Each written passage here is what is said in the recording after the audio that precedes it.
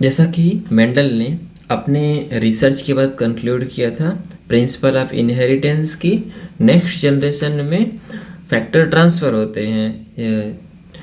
और मीचर ने न्यूक्लियन के बारे में डिस्कवरी की थी, दैट इज हमारे न्यूक्लियस में हमारे जो डीएनए प्रेजेंट होता है, मगर उसे आइडेंटिफाई नहीं कर पाए और कोई थियरी नहीं दे पाए, कोई रिसर्च इस पर नहीं हुई कि क्योंकि उस समय इतनी टेक्नोलॉजिकल एडवांसमेंट थी नहीं कि जेनेटिक मटेरियल हमारा डीएनए है।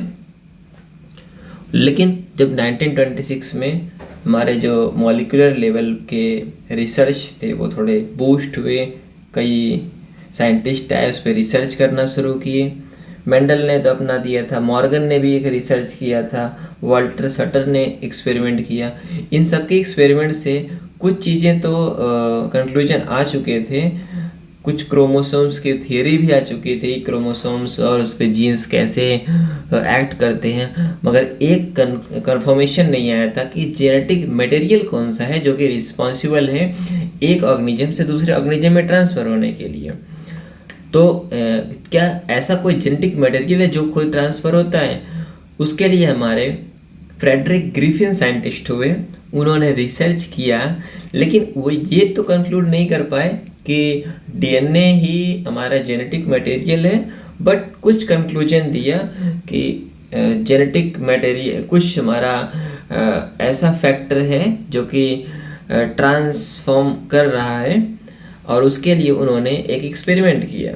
उस एक्सपेरिमेंट में एक बैक्टीरिया लिया जिसका नाम स्ट्रेप्टोकोकस न्यूमोनी सुना होगा, जो हमारे को न्यूमोनिया कॉज करने के लिए रिस्पॉन्सिबल होता है। इसको न्यूमोकोकस भी बोला जा सकता है।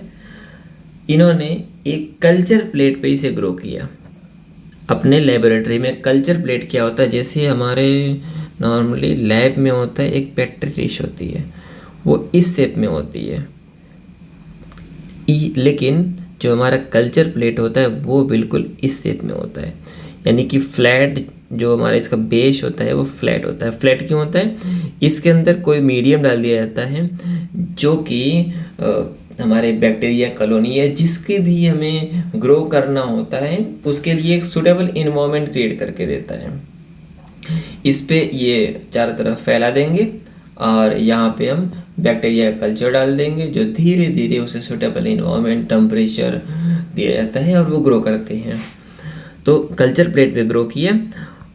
उसके बाद इन्होंने क्या पाया कि एक कुछ बैक्टीरिया की जो कॉलोनी जनरेट हुई वो तो स्मूथ और शाइनी थी, जिसको उन्होंने एस स्ट्रेन बैक्टीरिया नाम दिया। क्या दिया? एस स्ट्रेन, यानी कि स्मूथ स्ट्रेन जिसका है।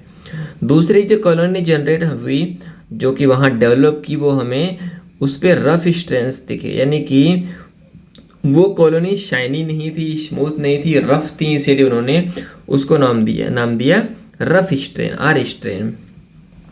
आर स्ट्रेन और एस स्ट्रेन यानी रफ और स्मूथ क्यों था? तो नॉर्मली वो रफ होते हैं, लेकिन कुछ बैक्टीरिया ने अपने ऊपर एक कोट डेवलप कर लिया था पॉलीसेकेराइड का। पॉलीसेकेराइड क्या है? ये एक म्यूकस कोट है, तो इस कोट को डेवलप करने की वजह से वो स्मूथ और शाइनी दिख रहे थे, इसकी वजह से उन्होंने उसको नाम दिया एस स्ट्रेन बैक्टीरिया। क्या ये जो ऊपर कोट डेवलप किया उसका कोई रोल था? एस स्ट्रेन बैक्टीरिया जो थे वो थोड़े से खतरनाक थे, यानी कि वो बीमारी को कॉज कर रहे थे। उन्होंने क्या किया, फ्रेडरिक ग्रिफिन ने एस स्ट्रेन बैक्टीरिया का चूहे में इंजेक्ट कर दिया, माइश, और दूसरे चूहे में आर स्ट्रेन बैक्टीरिया इंजेक्ट किया। पहला चूहा मर गया, दूसरा चूहा जिंदा रहा। तो जो चूहा हमारा मर गया उसमें एस स्ट्रेन बैक्टीरिया था, यानी कंक्लूड हुआ कि जो हमारी बीमारी कॉज कर रहा है वो हमारा एस स्ट्रेन बैक्टीरिया है, न कि आर स्ट्रेन बैक्टीरिया। एक एक्सपेरिमेंट इसके बाद और किया, अभी तो कंक्लूड नहीं हुआ था। क्या कंक्लूड करना था? कि ट्रांसफॉर्मिंग प्रिंसिपल कुछ है, क्या है, कैसा है, इसी पे रिसर्च कर रहे थे। इसमें तो सिंपल है, एक बैक्टीरिया ने मार दिया, दूसरा नहीं मार पाया। उसके लिए उन्होंने किया कि एस स्ट्रेन बैक्टीरिया को पका दिया, यानी हीट किल किया, उसको गर्म करके मार दिया। जब वो मर गया उसके बाद एस स्टेन यानी मरे हुए हीट किल एस स्टेन को फिर से एक चूहे में इंजेक्ट किया, लेकिन चूहा जिंदा रहा। क्यों जिंदा रहा? जब बैक्टीरिया मर चुका है तो वो तो कोई एक्ट तो कर नहीं सकता, इसलिए चूहा जिंदा रहा। दूसरे में क्या किया, पहले तो आर स्ट्रेन का तो एक्सपेरिमेंट कर चुके थे, यानी आर स्ट्रेन तो कोई एक्ट कर नहीं रहा, वो डिजीज कॉज नहीं कर रहा।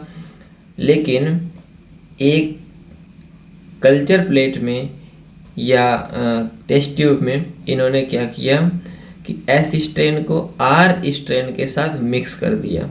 जब दोनों बैक्टीरिया को आपस में मिक्स कर दिया तो इसको दोनों को एक साथ चूहे में इंजेक्ट कर दिया, यानी कि अब दोनों साथ साथ हैं।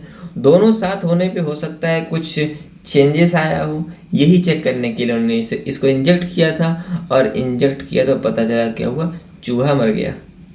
आर स्ट्रेन भी नहीं मार रहा था, एस स्ट्रेन जो हीट किल था वो भी नहीं मार रहा था, लेकिन हीट किल और आर स्ट्रेन जब एक साथ गए तो चूहा मर गया। बस यही था इनके पॉइंट का कि इस पे ही रिसर्च करना था।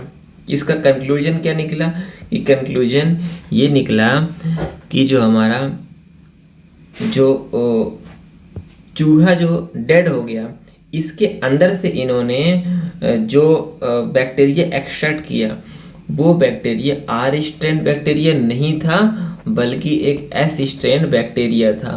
यानी कि जो आर स्ट्रेन बैक्टीरिया था वो heat killed S strain bacteria के साथ आते ही अपने आप को ट्रांसफॉर्म कर लिया और वो खुद एस स्ट्रेन बैक्टीरिया बन गया।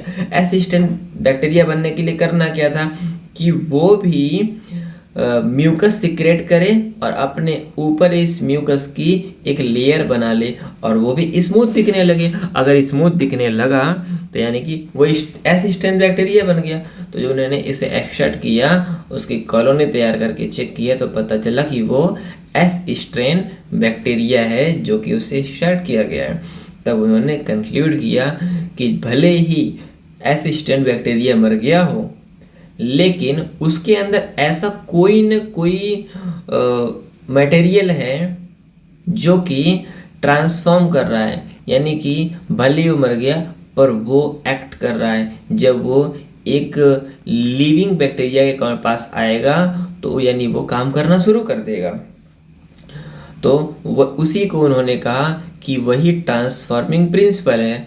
हाँ, कंक्लूड नहीं कर पाए कि ये जो हमारा जेनेटिक मटेरियल के बायोकेमिकल नेचर को नहीं प्रूव कर पाए, डीएनए ही जेनेटिक मटेरियल है ये भी नहीं प्रूव कर पाए, लेकिन कोई मटेरियल है जिसको बोला कि हाँ यही जेनेटिक मटेरियल होगा जो कि ट्रांसफॉर्मेशन काज कर रहा है, लेकिन यही है, इस चीज़ को प्रूव नहीं कर पाए।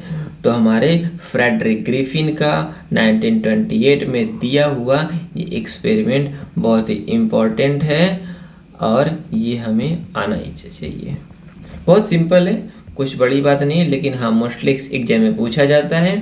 ये पूरा नहीं आएगा तो इसके बेस्ड कुछ क्वेश्चंस आ सकते हैं, इसके लिए याद रहना जरूरी है। Thank you.